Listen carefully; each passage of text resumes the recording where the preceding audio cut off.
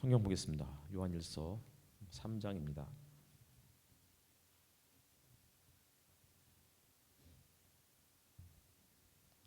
3장 1절부터 10절까지 교독하겠습니다. 제가 먼저 읽겠습니다.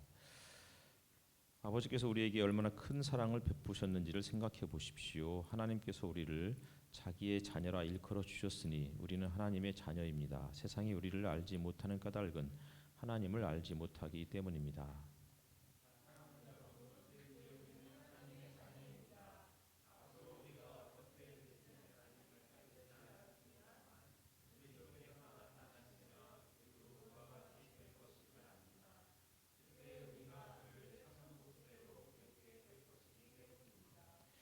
그에게 이런 소망을 두는 사람은 누구나 그가 깨끗하신 것과 같이 자기를 깨끗하게 합니다.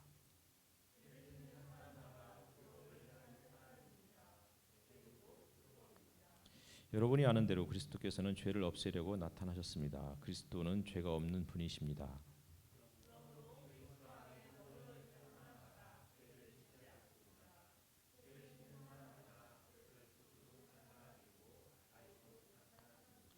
자녀되니 여러분, 아무에게도 미혹을 당하지 마십시오. 의를 향하는 사람은 하나님이 의로우신 것과 같이 의롭습니다.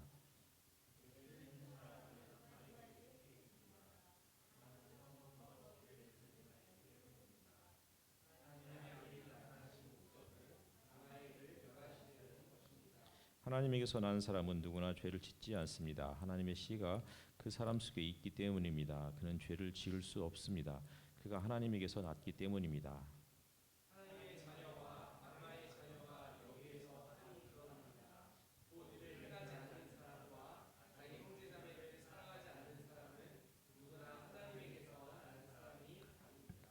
아멘. 반갑습니다. 예, 반갑죠. 네.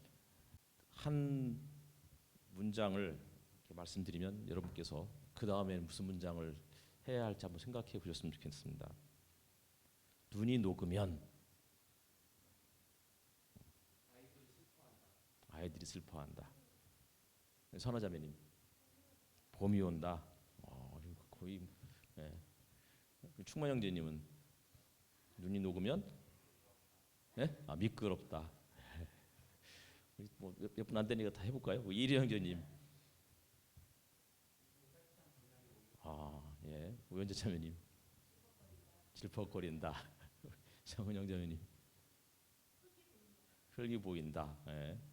우리 이수영 자매님, 봄이 온다.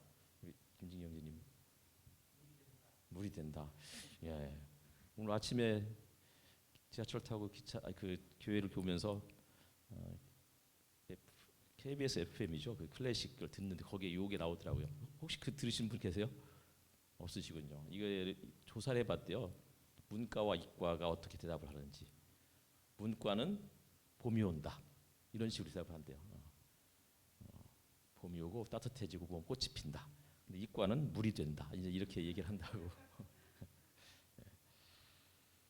오늘은 우수예요. 비가 내리고 이제 봄이 온다라는 그런 시기가 이제 우수죠. 그래서 뭐 우리나라 속담에도 우수 경칩에 대동강물이 풀린다 이런 속담도 있어요. 어쨌든 간에 이제 본격적으로 봄이 시작이 되는 시기가 찾아온 것 같습니다.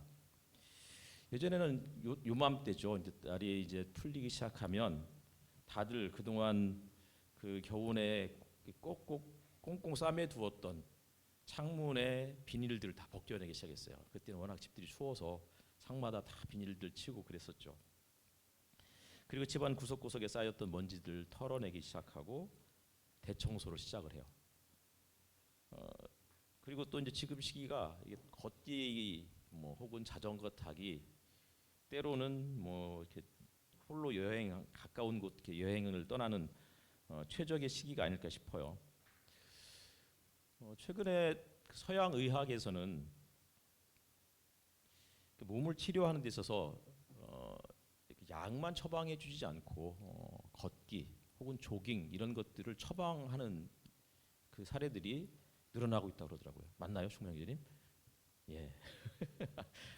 아니라고 해도 어쩔 수 없어요. 예. 어쨌든 간에 이제 서양 의학에서 이런 것들의 그러니까 그 처방을 위해서 걷기라든지 혹은 뭐 조깅 이런 것들을 그 해주는 빈도수가 증가하고 있는데 특별히 또 우울증과 같은 그런 어떤 정신적인 치료를 하는 데 있어서 걷기나 조깅, 라이딩 이런 것들이 굉장히 효과적이다라는 것들이 그 논문으로 발표가 되고 있다고 그래요.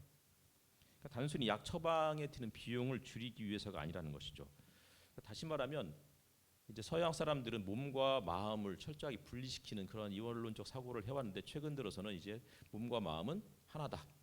이건 분리할 수 없다. 이런 사실들을 아마 인식하기 시작했던 것 같아요.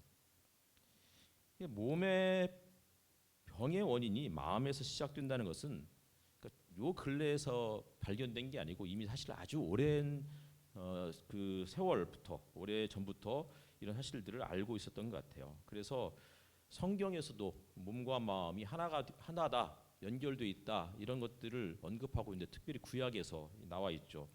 구약에 이제 잠언 4장에 보면은 모든 지킬 만한 것 중에 더욱 내 마음을 지켜라 생명의 근원이 이에서 남이다 이렇게 이야기하고 있어요. 그러니까 마음에서 그러니까 그 우리의 그 생명의 근원이 혹은 건강이 마음에서부터 비롯된다 이런 뜻이겠죠. 또 잠언 17장에 보면은 마음의 즐거움은 양약이라도 심령의 근심은 뼈를 마르게 한다 이런 말씀도 있어요. 그만큼 마음의 상태가 아주 중요하다 이런 얘기를 하는 거죠. 봄이 시작되었으니까 이제 커튼을 열어서 치고 창문을 활짝 열고 환기를 시키고 집안의 먼지를 털어내고 대청소도 해보고 두꺼운 이제 겨울옷들은 세탁소에 얼른 맡겨서 드라이클리닝도 맡기고 해서 장롱에 집어넣고 그리고 장롱 속에서 겨우내 잘 보관돼 있었던 봄옷들을 꺼내서 입는 그런 시기예요. 그리고 좀 가벼운 옷차림으로 가까운 뭐 집 앞에 길거리라든지 혹은 공원이라든지 아니면 야트막한 그런 산을 걸어보아도 너무 좋을 그런 시기입니다. 조만간에 뭐 작년에 우리 했던 것처럼 봄이 되었으니까 트레킹을 하자 혹은 지난번에 대청댐 라이딩을 했으니까 올해도 이번 봄에도 라이딩 한번 하면 어떨까라고 오세준 목사님이 제 안에서 좋다고 그렇게 이야기를 했었습니다. 그리고 형제들은 조만간 또 풋살이라도 또 해야 되지 않을까. 거의 뭐 우리가 풋살을 월드컵 그 같은 주기로 하는 것 같아요. 4년에 한 번씩. 예. 지난 주일날 편 목사님이 설교를 하셨죠. 너무나 잘하셔서 다들 반응이 아주 뜨거웠습니다. 그러나 좋기만 했을까요? 모든 사람들이 다 좋았을까요? 다 좋았어요. 다 좋았는데 어쨌든 제가 야구를 즐겨봐요. 곧 야구가 이제 개막을 해요. 3월 말이 지나면 이제 뭐 프리시즌부터 시작해서 하겠죠. 분명히 작년과는 다른 그 시즌이 올해 이글스가 이렇게 맞이할 거다. 나름 기대하고 있어요. 올해는 열심히 이글스 그리고 히어로즈만 응원하겠다 생각을 하고 있습니다. 야구를 보다 보면 종종 경기 분위기를 바꾸기 위해서 대타를 기용을 해요.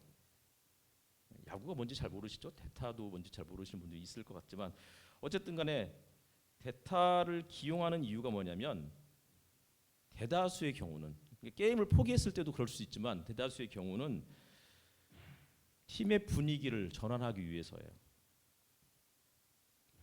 대타가 나와서 특별히 예를 들어서 9회 마지막 회죠. 마지막 회에 역전 주자가 나가 있는 거예요. 그런데 이제 갑자기 주전이 아니고 대타를 기용을 하죠. 그 대타를 기용하는 이유는 뭐예요? 이 사람이 적시타를 때려주거나 혹은 역전 홈런을 쳐주기를 바라는 그런 마음에서 그렇게 그를 기용을 해요. 그리고 그 기대에 대타가 부응을 하면 그것을 지켜보는 팬들은 열광을 하게 되죠. 그런 상황에서 같은 팀 선수들이 다 나와서 아마 그 대타가 홈으로 들어왔을 때 혹은 역전 주자가 들어왔을 때 모든 선수들이 그를 향해서 달려나가고 머리를 툭툭 쳐주고 잘했다고 하이파이브도 하고 그래요. 그런데 누군가는 심적 부담을 느끼는 선수가 있겠죠. 누구겠어요? 자기 대신 나간 그 대타의 자리에 있었던 순번이 있었던 그 주전 선수였겠죠. 자기 대신 나가서 역전 적시타를 때렸고 역전 홈런을 쳤는데 왜 부담을 안 느끼겠어요? 이러다가 저 사람이 주전이 되고 내가 대타가 되면 어떻게 해야 되지? 뭐 이런 불안감 이런 것들도 살짝 들었지 않았을까? 지난 주일에 마치 그런 분위기였죠, 그렇죠? 머릿속으로는 막 이렇게 환호하고 열광하는 여러분들을 향해서 저 인간들이 도대체 이런 생각을 하고 혹은 저 인간이 왜 이렇게 설교를 잘하는가요? 뭐 이런 식의 이제 생각들을 하는 거죠. 요한일서 들어가겠습니다. 요한일서 3장은 이렇게 시작을 해요. 아버지께서 우리에게 얼마나 큰 사랑을 베푸셨는지를 생각해 보십시오. 요한일서 저자는 하나님을 아버지라고 부르고 있어요. 그래서 한번 찾아봤어요. 요한일서에서 도대체 하나님을 아버지라고 몇 번을 부르느냐 했더니 총 11구절에서 12번 부르고 있어요. 이렇게만 보면 요한일서에서 하나님을 아버지라고 부르는 그 숫자가 빈도수가 얼마나 되는지를 잘 몰라요. 이렇게 비교를 해봐야 되잖아요. 다른 서신서에서는 하나님을 아버지라고 부르는 것을 그 숫자를 세어보니까 로마서에서는 총 5회 사용하고 있더라고요. 로마서가 16장인데 요한일서보다 훨씬 더 긴데도 불구하고 총 5회 사용하고 있어요. 에베소서에서는 9번 사용해요. 요한계시록에서는 5번이 전부예요. 근데 요한일서에서만 총 12번, 요한이서까지 합치면 13번, 14번이겠네요. 복음서에서도 한번 찾아봤어요. 그랬더니 요한복음에서만 총 118번. 그러면 공관복음, 마태마가, 누가복음에서는 몇 번 사용했냐면 보통은 50번, 40번 정도, 이 정도 선에서 왔다 갔다 해요. 그러니까 요한복음이 압도적으로 하나님을 아버지라고 부르고 있는 거예요. 그러니까 다시 말하면 요한복음이라든지 혹은 요한서신에서 하나님에 대한 이미지, 하나님에 대한 그 상이 어떠한지를 우리가 미루어 짐작할 수 있는 부분인 거죠. 왜 하나님을 아버지라고 부를까요? 이 아버지라는 말은 친밀감의 표현일 수 있어요. 보통 하나님 이렇게 부르면 이 하나님은 하늘에 계신 분, 뭐 이런 뜻으로 우리가 생각할 수 있죠. 하늘에 계시는 분이고 눈에 보이지 않는 분. 이런 이미지가 하나님의 이미지라면 반면에 아버지라는 이 표현은 아주 가까이 있는 존재. 내가 손을 뻗으면 만질 수 있는 존재. 혹은 내가 외로울 때 말을 걸 수 있는 존재. 눈으로 볼 수 있는 그런 이미지가 강한 것이 아버지가 아닐까 싶어요. 근데 이제 하나님을 아버지라고 부르는 것이 단순히 친밀감의 표현일까 아니면 그 이상의 의미들을 담고 있을까? 그래서 성경을 찾아보는 거예요. 특별히 이를 위해서 구약을 찾아봤더니 구약에서도 하나님을 아버지라고 불러요. 여러 번 있었어요. 그 중에 이사야서 제가 읽어보면 이사야 63장에 보면은 주님께서는 우리의 아버지이십니다. 아브라함은 우리를 모르고 이스라엘은 우리를 인정하지 않는다 하여도 오직 주 하나님은 우리의 아버지이십니다. 옛적부터 주님의 이름은 우리의 속량자이십니다. 이사야 64장에서도 그러나 주님은 우리의 아버지이십니다. 우리는 진흙이요 주님은 우리를 빚으신 토기장이이십니다. 우리 모두가 주님이 손수 지으신 피조물입니다. 이렇게 이야기하고 있어요. 예레미야에서도 나와요.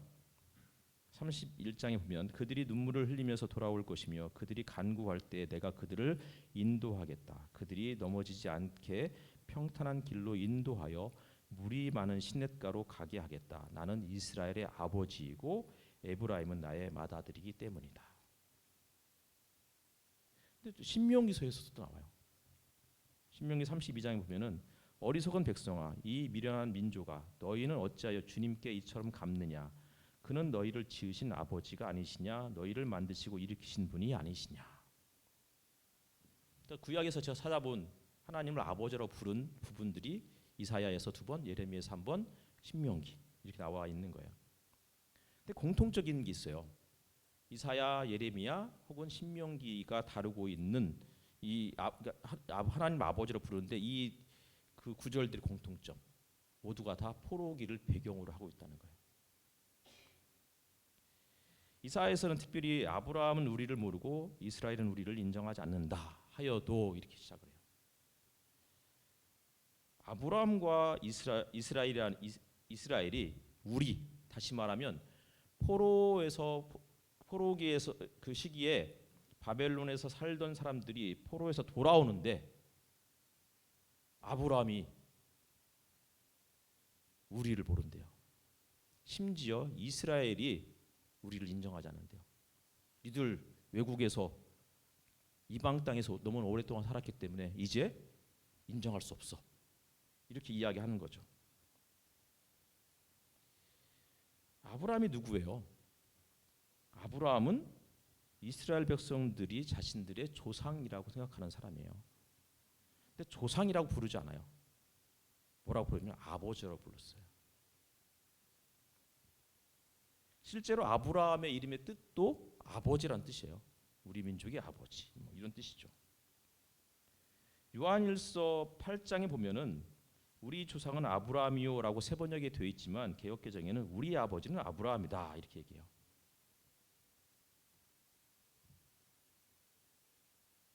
아버지라고 믿고 인정하고 살았는데 어느 순간 이 아버지가 아들을 잊어버린 거예요. 마치 탕자가 집으로 돌아왔는데 아버지가 너 누구냐? 너는 이제 내 아들 아니야? 라고 하면서 문을 열어주지 않는 그러한 형국인 거죠. 육신의 아버지가 자기 자녀를 잊었어요. 그리고 육신의 아버지가 그를 버렸어요. 하지만 하나님 아버지는 그들을 잊지 않으시겠다라고 이야기하고 있는 거예요. 잊지 않으신 것만이 아니고요. 아들이 돌아왔을 때 그를 반갑게 맞아 주었고 그에게 아들의 신분을 다시 회복시켜 주시는 거예요. 그게 누가복음의 이야기죠. 근데 어느 정도 시간이 흐른 다음에 새로운 사실을 알게 돼요. 이 아들이 남의 집에 종으로 있으면서 어느 날 내가 더 이상 종살이를 하지 못하겠다. 아버지 집으로 돌아가야 되겠다라고 스스로 결단하고 아버지 집으로 간 줄 알았는데 어느 정도 시간이 지나고 보니까 자기의 의지대로 내가 더 이상 이 집에서 종살이 못하겠어. 아버지 집으로 돌아가겠어. 라고 생각을 하고서 그 집을 딱 떠났더니 주인이 그래 가 라고 보내준 줄 알았더니 그게 아니었던 거예요. 사실은 아버지가 몰래 그 주인에게 값을 미리 치러주고 이 아들이 언젠가 이곳을 떠나서 집으로 돌아간다고 그러면 꼭 보내주십시오 라고 했다는 것이 이사야 63장의 이야기예요. 그 아버지가 우리의 속량자다 이렇게 이야기하고 있는 것이죠.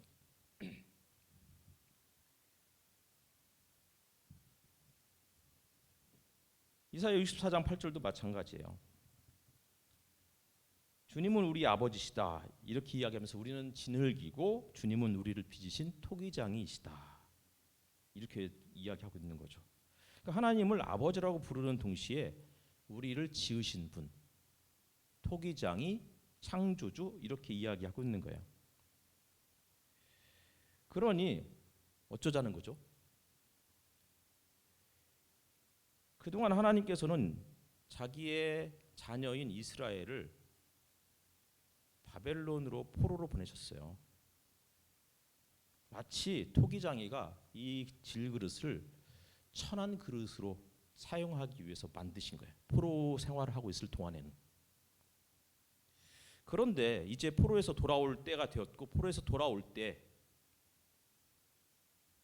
이사야가 이야기하고 있는 거예요. 하나님은 우리의 토기장이시라고. 그러니 이제는 그동안은 천한 그릇으로 우리를 빚으시고 사용해 주셨다면 이제는 귀한 그릇으로 우리를 새롭게 빚어 주십시오. 이렇게 요청하는 게 이사야 64장의 내용이에요. 그래서 이사 64장 그 9절 다다음 절에 보면은 이렇게 이야기하고 있죠. 주님의 거룩한 성읍들이 광야가 되었습니다. 시온은 광야가 되었고 예루살렘은 황폐해졌습니다. 그러니까 어떻게 달라고요? 예전 모습으로 이제 회복하여 주십시오. 말씀드렸듯이 예레미야에서도 포로기 상황을 반영하고 있어요. 포로로 끌려가고 있지만 때가 되면 눈물을 흘리면서 감격의 눈물을 흘리면서 돌아오게 될 거라고. 간구할 때마다 기도할 때마다 인도해 주시겠다고. 평탄한 길로 쉴 만한 물가로 인도해 주실 거라고 약속하고 있는 거예요. 요한이 하나님을 아버지라고 부르는 이유를 살펴보고 있는 거예요. 아버지가 우리에게 얼마나 큰 사랑을 베푸셨는지를 생각해 보십시오. 아버지. 왜 하나님을 아버지라고 그토록 부르고 있었는지를 아마도 구약에 있는 내용들을 가지고 머리에 염두에 두고서 그렇게 계속 이 글을 쓰고 있는 거라고 생각이 드는 거죠. 근데 이 아버지가 우리, 즉 포로로 지냈던 남의 집에 종살이 했던 그런 우리를 기억해 주시고 다시 불러 주시고 그리고는 아들로 삼으셨대요. 근데 그때 그걸 뭐라고 표현하냐면 큰 사랑이라고 이야기하고 있어요. 하나님께서 베푸신 사랑의 크기가 크다는 거예요. 이 크다는 것은 비교잖아요. 비교 대상이 있을 때 큰지 작은지를 알 수 있는 거예요. 그럼 누구와의 비교예요? 다른 대상이 있어야 되죠. 그 대상이 누구겠어요? 우리가 보여주는 사랑과 비교하고 있는 거예요. 우리의 사랑은 하나님의 사랑에 비해서 별것도 아닌 그런 사랑이다. 아니 우리의 사랑에 비해서 하나님의 사랑이 얼마나 큰지를 이야기해 주고 있는 거죠. 우리는 종종 하나님의 사랑 혹은 하나님의 자비를 우리의 판단과 기준에 의해서 재단하고 그렇게 평가해요. 그래서 우리가 하나님은 사랑입니다라고 이야기하지만 실질적으로 그 말 속에는 하나님의 사랑이 전혀 담겨 있지 않아요. 오히려 협박으로 들릴 때도 있어요. 예수 믿어. 안 믿으면 지옥이야. 하나님이 당신 사랑해. 그러니 예수 믿어. 이렇게 이야기하는 것 같은 약간 그런 뉘앙스인 거죠. 그런 거하고 비슷해요. 내가 당신 사랑해. 그러니까 나 사랑해야지. 내가 당신 사랑하는데 지금 나에게 보여주는 태도가 그게 뭐야? 가만 안 놔두겠어. 뭐 이렇게 일종의 하는 그런 느낌이 아닐까 싶은 거예요. 우리는 우리하고 다른 사람들을 타자화시키고 배척하고 배제해요. 타자화가 뭐예요? 아까 제가 야구 얘기했죠. 대타할 때 그 타자 그런 의미가 아니에요. 타자화라는 것은 국어사전에 의하면 다른 사람의 인격이 나에 의해서 대상화되고 물화되는 일 이렇게 이야기하고 있어요. 대상화, 물화.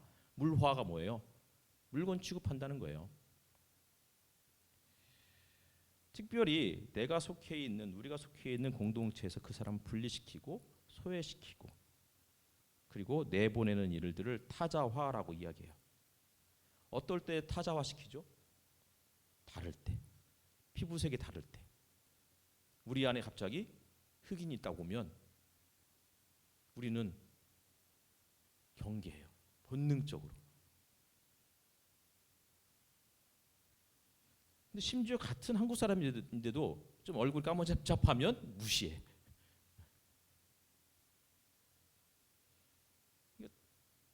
엄연히 그 사람의 고유의 이름이 있어요.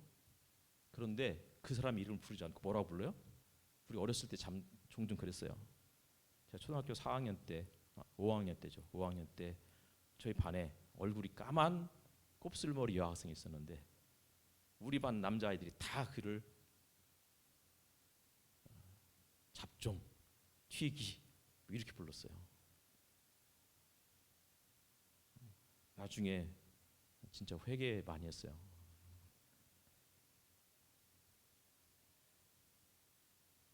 그냥 피부가 검정색이면 검으면 사실 검지도 않아요.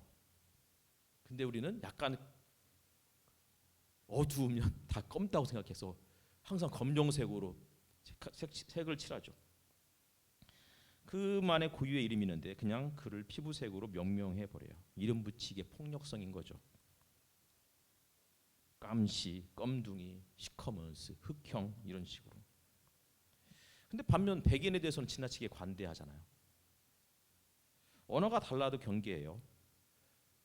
근데 그 사람이 영어나 혹은 프랑스어나 혹은 독일어 나름 그래도 잘 사는 나라의 언어를 쓰면 우리는 또 그 사람을 굉장히 훌륭한 사람이라고 그렇게 인정을 하는 것 같아요. 근데 그렇게 영어나 프랑스어를 쓰는 사람이 더더군다나 백인이면 더 그 사람을 숭앙하죠. 종교도 마찬가지인 것 같아요. 우리는 종종 타 종교를 굉장히 무시하고 그들을 향해 손가락질해요. 특별히 이슬람에 대해서는 테러 집단 바라보듯 바라봐요. 사실 무슬림들을 그렇게 가까이 접하게 되면 우리하고 똑같아요. 예전에 이스라엘을 갔는데 이스라엘에는 팔레스타인 사람들이 살고 있고 또 유대인들이 살고 있잖아요. 팔레스타인 사람들은 무슬림이에요.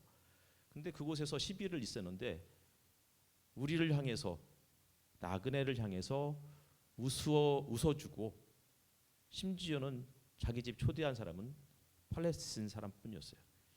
유대인들은 한 번도 웃지 않았고 심지어는 우리를 향해서 돌도 던졌어요. 안식일에 차를 타고 다닌다고.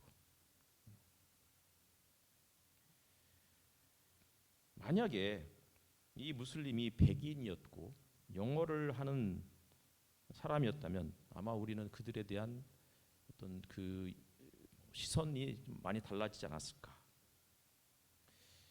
그러니까 무슬림에 대한 선입견 이런 것들이 십자군 전쟁 당시 이후에 유럽 백인들이 만들어낸 어떤 잘못된 신화에서 비롯된 것은 아닐까. 뭐 이런 생각도 해보게 돼요. 이번에 튀르키예 시리아 대지진으로 인해서 벌써 4만 명의 이상의 사망자들이 발생했고 곧 10만 명도 넘어설 것이다. 이런 예측들이 나오고 있어요.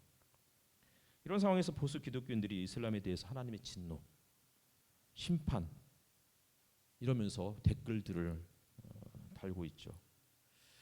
예전에 그 카트리나였나요? 그 이제 미국의 특히 플로리다 주를 강타했을 때 수많은 또 한국의 보수 기독교인들이 미국의 세속주의, 성적 타락 그리고 그 중에서 특별히 동성애 때문에 하나님이 심판하시는 것이었다 이렇게 떠들어댔어요.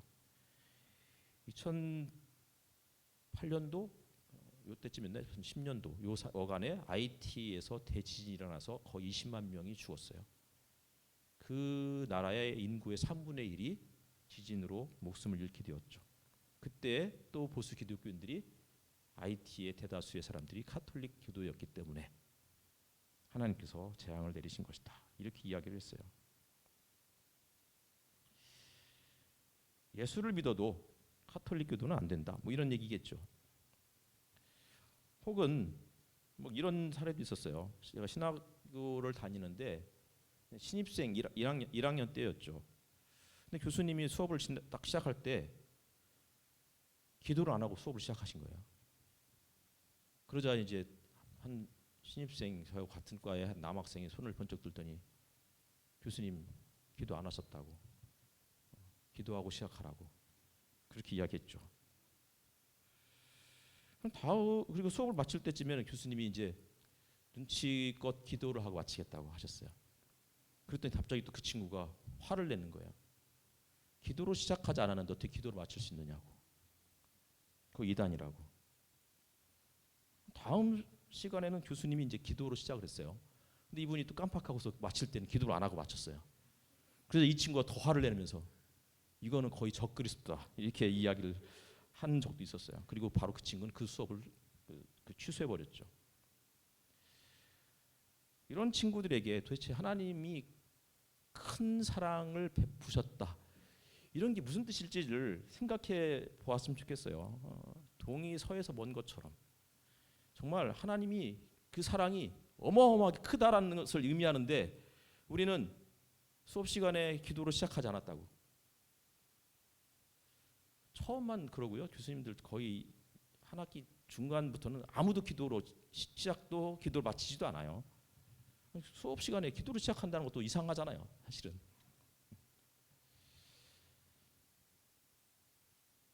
하나님이 우리에게 베푸신 사랑이 어마어마하다는 거예요.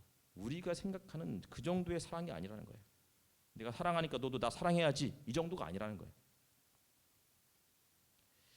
강남과 부자 동네에 사는 사람들이 교회 다니는 숫자가 가난한 동네에 사는 사람들이 다니는 숫자보다 훨씬 더 많대요. 부자들은 왜 교회를 다닐까요? 뭐가 부족하다고. 그들은 늘 생각하는 것 같아요. 하나님께서 복 주셨기 때문에 부자가 되었다. 하나님께서 복 주셨기 때문에 우리 아버지가 부자였고 그래서 나도 자연스럽게 부자가 되었다. 이렇게 생각하는 건 아닐까. 근데 반면에 우리나라에서 기독교 인구가 제일 적은 지역이 제주도라고 그래요. 왜 그들은 교회를 안 다닐까요? 왜 다니기를 꺼려 할까요? 제주도민들은 역사상 우리나라에서 늘 가난했던 사람들이었고 국가의 폭력으로부터 피해를 입었던 사람들이었어요. 그런데 하나님은 교회를 다니는 부자들은 구원하시고 늘 국가 폭력으로 박해를 받고 핍박을 받았던 제주도민들은 교회를 안 다니다는 이유로 저주하시는 분일까? 이건 좀 부당한 거 아닐까?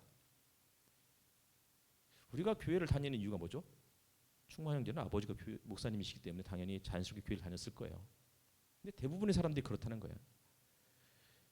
무슬림이 왜 무슬림이 된 줄 아세요? 그 동네에서 태어났기 때문에 그런 거예요. 우리도 만약에 무슬림 지역에 태어났으면 당연히 무슬림이 됐을 거예요. 그런데 그것 때문에 하나님은 무슬림을 미워하시고 우리는 사랑하신다? 이거는 우리가 생각하는 하나님의 사랑, 큰 사랑에서 뭔가 조금 잘못된 건 아닐까. 이런 이야기가 레이첼 헬드 에반스의 헤아려본 믿음에 나와요. 제가 추천도서로 말씀드렸던 이 책을 한번 보시면 그 사람이 27살 때 쓴 책인데 워낙 보수적인 텍사스 지역에서 신앙생활을 하다가 조금씩 새로운 세상에 대해서 눈을 떠가는 과정들을 쓰고 있어요. 한번 꼭 읽어보셨으면 좋겠어요. 우리를 향한 하나님의 사랑이 얼마나 큰지 요한이 이야기한 다음 생각해보라고 이야기한 다음에 또 이렇게 이야기해요. 하나님께서 우리를 자기의 자녀라 일컬어 주셨으니 우리는 하나님의 자녀입니다. 하나님의 자녀. 무슨 얘기죠? 요한복음에서도 이렇게 이야기하고 있죠. 영접하는 자, 곧 그 이름 믿는 자들에게는 하나님의 자녀가 되는 특권을 주셨다.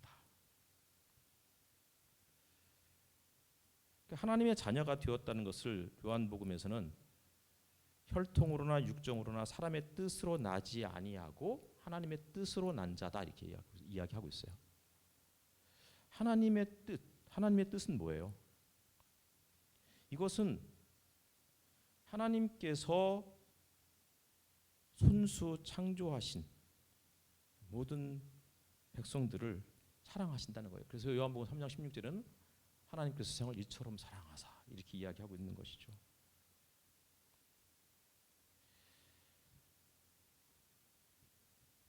시간이 굉장히 많이 지났네요.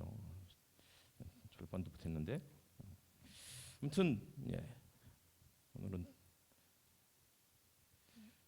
다 못할 것 같고 사랑이라는 게 뭔지를 생각해 봤으면 좋겠어요. 내가 생각하는 사랑과 하나님이 생각하는 사랑은 그 규모나 크기가 다를 수 있다는 사실들. 우리가 무언가를 했기 때문에 우리를 사랑하시는 게 아닐 수 있다는 거예요. 창세기에서 하나님이 야곱은 사랑하시고 에서는 미워하셨다라는 그 표현이 있어요. 그러면 하나님은 도대체 왜 에서는 미워하셨고 야곱은 사랑하셨을까요? 근데 그때 그 말씀을 하셨을 때가 언제냐면 리브가가 두 아이를 쌍둥이를 임신했을 때 하나님께서 말씀하시는 거예요. 하나님은 다 아시는 분이니까 야곱이 어떻게 사실 것을 아시고 야곱을 사랑하셨고 에서를 미워하셨을까요? 근데 에서의 삶과 야곱의 삶을 비교해 보면 사실은 저뿐만 아니라 많은 사람들이 에서보다 야곱이 더 얄미워요. 근데 왜 하나님은 굳이 야곱을 더 사랑하셨을까? 로마서에 보면은 그 야곱을 사랑하셨다라는 표현을 굉장히 중요하게 여기고 있는 거예요. 그러니까 그러니까 에서를 미워했다. 여기에 방점을 두어서는 안 되고 하나님이 개차반으로 남의 등 뒤통수 치고 사기치고 어느 과일 가게 사장이 자꾸 생각나는데 하여튼 그런 사람을 에도 불구하고 하나님이 사랑하신대. 이건 또 아닌 것 같은데 하여튼 그런 거예요. 도대체 왜 사랑하셨을까요? 우리처럼 사실 에서의 삶이 우리와 같은 삶인 거예요. 우리가 잘나서 예수를 믿은 게 아니고 우리가 똑똑해서 그게 아니고 그냥 태어나다 보니 기독교 집안인 거예요. 태어나다 보니 신앙의 자유, 더더군다나 기독교에 대한 인지도가 높고 기독교 분포가 높은 한국 땅에서 태어났기 때문에 그나마 예수를 믿는 거예요. 대다수의 사람들이 불교도이고 대다수 사람들이 무슬림이면 우리는 당연히 또 무슬림 따라다니면서 그렇게 또 알라를 찬양하고 목탁을 치면서 연부를 외우고 그랬을 거예요. 그런데 그럼에도 불구하고 그런 것과 상관없이 하나님이 야곱을 사랑하셨대요. 그런 것과 상관없이 우리를 사랑하신 거예요. 우리가 예수를 믿었기 때문에 어이구 귀여워, 어이구 사랑스러워해서 사랑하신 게 아니고 처음부터 복중에 짓기 전부터 우리를 사랑하셨다는 거예요. 그러니 때로는 우리가 천한 그릇처럼 천덕꾸러기처럼 대접을 받았다 할지라도 하나님께서 이제 우리를 회복시켜 주실 때 우리를 귀한 그릇으로 새롭게 빚어 주실 것이다. 이게 성경이 시종일관하고 있는 하나님의 사랑의 이야기인 것이, 그런 하나님이 우리를 하나님의 자녀라고 일컬어 주셨다고 이야기하고 있는 거라고요. 근데 우리는 자꾸만 착각하고 있는 거죠. 내가 이곳을 떠나서 아버지의 집으로 돌아가겠다.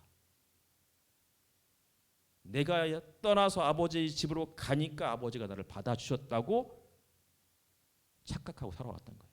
사실은 이미 우리가 떠날 것을 대비하시고 우리 몰래 우리를 종으로 부렸던 그 주인을 찾아가서 값을 치러주시고 속량하시고 그리고 기다려주셨는데 아버지의 은혜는 이미 우리의 기억 속에서 다 지워버리고 내가 했다고, 내 믿음이라고,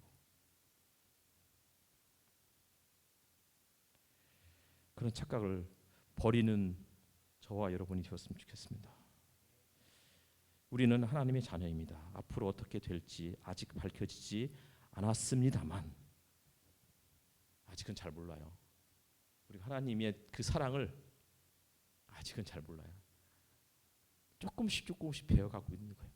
하지만 언젠가는 제대로 알게 될 때가 오겠죠.